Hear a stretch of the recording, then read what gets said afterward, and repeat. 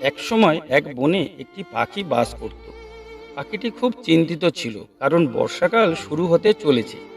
তাই তাকে তার বাচ্চাদের জন্য একটি বাসা তৈরি করতে হবে খুব তাড়াতাড়ি, যার জন্য সে একটি ভালো গাছের সন্ধান করছিল। তাই একবার সে যখন একটি গাছের সন্ধানে বনের মধ্যে দিয়ে যাচ্ছিল, তখন নদীর তীরে দুটি গাছ দেখতে পেয়ে পাখিটি প্রথম গাছের কাছে গিয়ে বলল, হে গাছ, তুমি কি জানো যে বর্ষাকাল শুরু হতে চলেছে? তাহলে আমি কি আমার বাচ্চাদের নিয়ে বাসা তৈরি করে তোমার ডালে থাকতে পারি?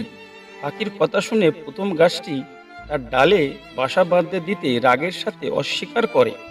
তারপর পাখিটি অন্য গাছে যায় এবং সেই দ্বিতীয় গাছটিকেও অনুরোধ করে বলে, আমি কি আপনার ডালে আমার বাচ্চাদের জন্য বাসা তৈরি করতে পারি?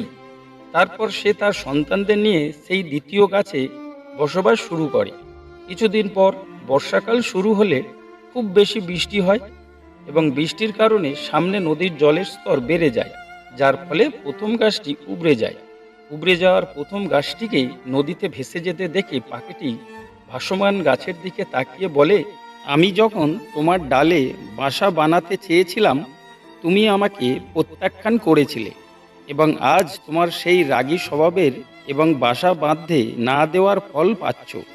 তারপর গাছটি হাসি মুখে পাখিটিকে বলল, আমি জানতাম আমার শিকড় খুব দুর্বল হয়ে গেছে এবং আমি এই বছর বৃষ্টিতে টিকতে পারবো না। আমি তোমার এবং তোমার সন্তানদের জীবন বিপদে ফেলতে চাইনি। এই জন্যই সেই দিন তোমাকে প্রত্যাখ্যান করেছিলাম। আর সম্ভব হলে প্রত্যাখ্যানের জন্য আমাকে ক্ষমা করে দিও। এই বলে গাছটি নদীতে ভেসে যেতে লাগলো। এই গাছটির না বলার মধ্যে পাখিটির কল্যাণ লুকিয়েছিল।